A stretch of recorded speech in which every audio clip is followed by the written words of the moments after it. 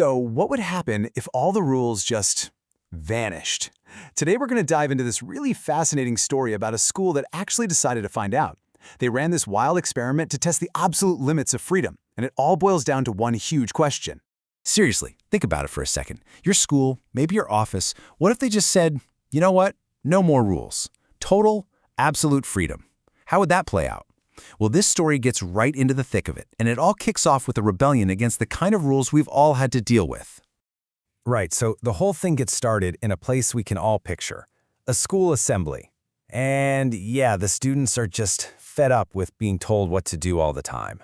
So you've got the principal up there listing off the usual complaints. You know the drill, right? Eating in class, using your phone when you're not supposed to, even doing these big distracting stretch breaks. Sounds pretty normal.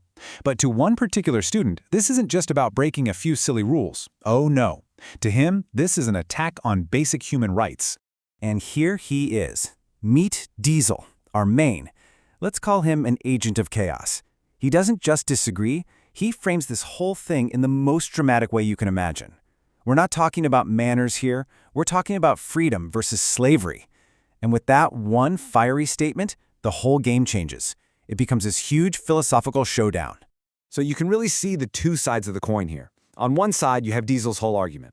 The body's needs come first. If you need to stretch, you stretch. If you're hungry, you eat. Suppressing those things, he says, causes actual damage. But then, on the other side, you got Evan, and he's arguing the exact opposite. He's saying, no, real growth, real development, that comes from the soul learning to control those urges. So it's literally the body versus the soul playing out right there in a school assembly. Okay, so Diesel's big speech totally works. Everyone's already kind of fed up with the rules, and they get swept up in it. They decide to do something pretty radical. They're not just asking for a few rules to be changed. They vote to get rid of all of them for a whole week. A one-week trial of total freedom. The vote isn't even close, and bam, just like that, the school turns into a giant social experiment. All right, so before we get to the part where everything goes crazy, and trust me, it does, we need to back up for a second. It's really important to get what's actually clashing here. This isn't just a bunch of kids who want to chew gum in class. This is about completely different philosophies on how the world works and what it even means to be powerful. Here's the thing, right? Both sides are actually talking about power and control. They just see it coming from totally different places. For Diesel, power is external. It's having the freedom to do whatever you want, whenever you want. But for Evan and his friend Evelyn, it's the opposite. For them, real power is internal. It's about self-discipline, about training your soul to tap into something bigger. And they even have a name for this bigger thing. They call it the mystic light. The easiest way to think about it is like the Force in Star Wars, you know? It's this wise, good energy that can guide you. But, and this is a big but, there's something that gets in the way, and that's the human ego. All our selfishness, our pride, it actively fights against this mystic light. It's like the ego is scared of this sacred fire because it knows it'll get burned away.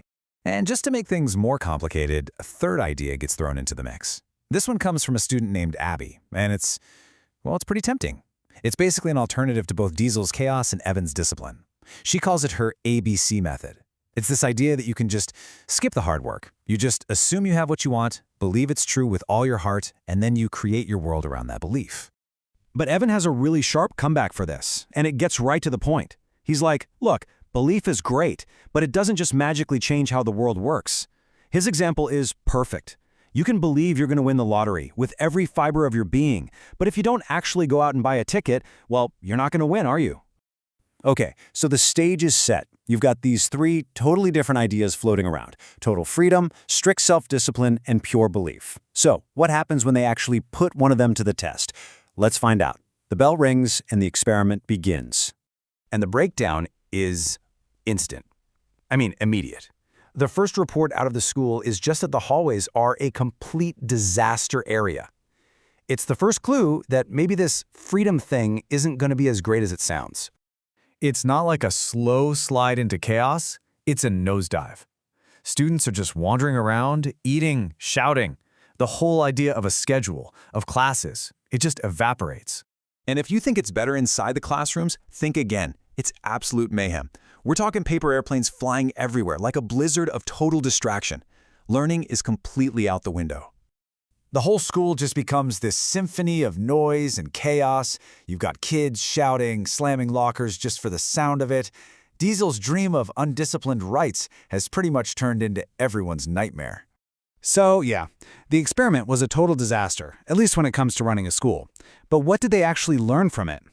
This is where the story gets really interesting, because it starts to dig into why this chaos wasn't just a fluke, but was pretty much guaranteed to happen.